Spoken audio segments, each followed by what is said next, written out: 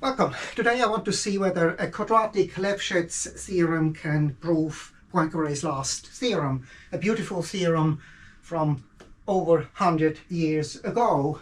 So if you have an area-preserving twist map on an annulus, twist meaning that the boundaries are rotated in different directions and it's area-preserving, a homomorphism which has this property always has at least two fixed points. It's a beautiful theorem. Poincaré proved it just shortly before his death, 2 weeks before he was submitting that paper to an Italian journal, and he didn't survive the surgery and died with 58, and so it's called the last theorem of Poincaré. He didn't quite prove it, but a year later Birkhoff, George Birkhoff, who was here, proved that theorem. By the way, George Birkhoff lived just nearby. I was just flying this week over the house as Craigie Street. He kind of also did not succeed quite the first time. He had to kind of make a couple of years later in 26, he really cleaned it up.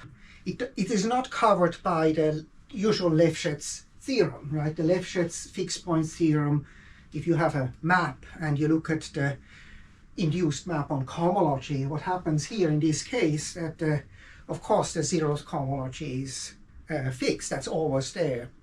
So if there would be no other cohomology, you would have a fixed point by Brouwer's fixed point theorem. But now we have another cohomology. We have these circles which go around, one forms which circle around, and in this case what happens is this induces also the identity there. So the supertrace, the trace on the zero cohomology minus the trace on the first cohomology is zero. So the Lefschetz number is zero, so it doesn't prove you the theorem. But the theorem has enormous applications, like if the Poincaré was already looking at the restricted three-body problem. You have, for example, two suns turning around, and you have a planet, and you want to show that there are periodic solutions. Or billiards is a very nice example. It has to be at least C1. If you take polygons, one doesn't know whether they are periodic orbits for all polygons. It's very interesting.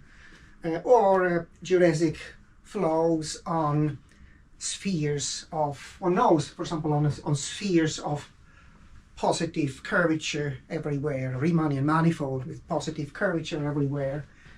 Two-sphere always has infinitely many closed periodic orbits. So this can also be proven with this map. You look at the return map on a geodesic which exists, and that existence has been done by Lusternik and Theorem using other methods. So it has a nice applications. If you would modify the map and also flip it afterwards, you would take the map and you add a flip. What would happen is the supertrace would become 2, right? Because what happens when you flip things around, the one forms get switched, and in this case you have really 2 fixed points. This already works for one dimension. It's homotopic equivalent, right, to an annulus. If you look just at the circle, if you have a diffeomorphism on a circle, of course it doesn't have to have a fixed point. You can just take the translation, or a modification of the translation doesn't have any fixed point. You just rotate around. But if you take a orientation reversing transformation like here, you have always at least 2 fixed points, which can be proven by the intermediate value theorem. Here I remind about the Lefschetz theorem. I proved it once in the finite. When you have a finite map on a simplicial complex, you only need continuity.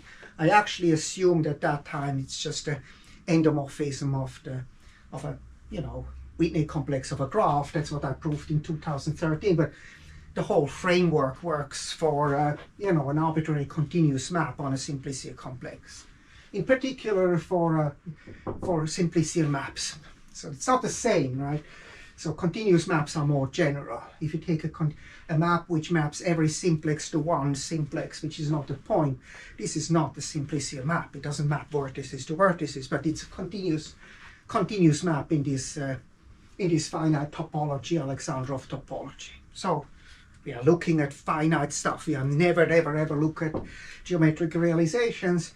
And the justification why you can look at finite things comes always from Brouwer. You know, he proved the simplicial approximation theorem, which allows you to kind of then, if you have something in the finite, say, if a compact space, you know, always can be modeled on finite spaces, or a non-standard analysis gives you another approach.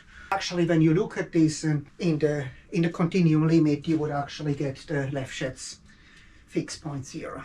But what is nice in the finite, we don't have to worry about, you know, having isolated fixed points or all kind of technical assumptions like any kind of smoothness or so.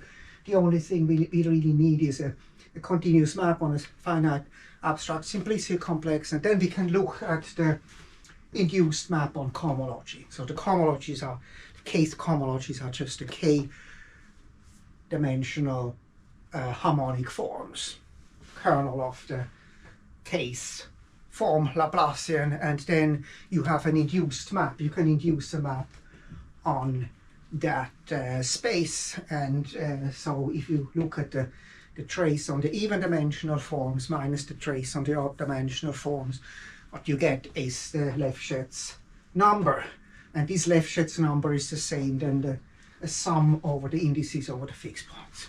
And how you can see that is that you just look at this as a deformation problem. If you look at this transformation here and the t equal to 0, it gives you just the sum of the indices, and for t equal to infinity, where all the stuff which is not harmonic is washed away, then you just have the induced map on cohomology. And the deformation works because of McKean-Singer. So McKean-Singer really replaces this elliptic regularity stuff which you have in the continuum, which absolutely doesn't give you any insight. It just, for example, assures that the eigenvalues of a Laplacian on a compact Riemannian manifold are, you know, discrete. I mean, the finite, this is not an issue. You don't have to prove anything because it's linear algebra. So, but we need that symmetry. That symmetry is needed. You need a Dirac operator. That's what you need. If you have a Dirac operator, then you're fine. First of all, the eigenvalues are then non-negative. You have zero eigenvalues which belong to cohomology. You have positive eigenvalues which are washed away under the heat flow. And so you can do the same thing also for quadratic or cubic or any higher cohomology. You have also the same theorem, the same proof.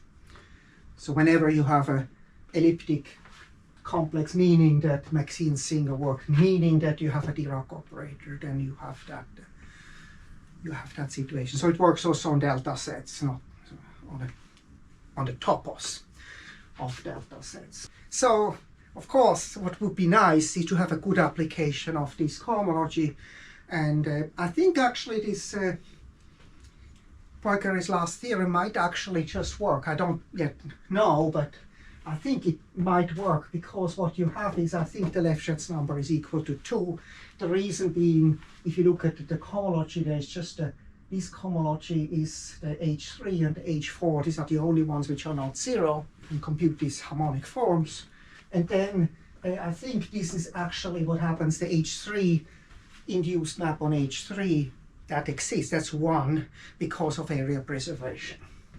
And I think that on H4 you get the -1 because of the twist condition. So the twist condition gives you here -1, this gives you 1, and you are done. And if the Lefschetz number is 2, then you have at least 2 fixed points. As a student, as an undergraduate student, I had to present this theorem, the proof of the theorem, the Braun-Neumann theorem. I had to present in a Moser seminar. I had already 2 analysis seminars, one by Trubowitz, Riemann surfaces, and one by Moser on kind of higher dimensional complex dynamics. Another seminar I was interested in was this Moser seminar, where quite a few important dynamical systems people were participating, but I had overbooked, and so I needed also an Algebra Pro seminar, and I had to walk in Mislin's seminar on theorem in Lie algebras, and just to get the credit for graduating I needed also an algebra thing, so I had to ditch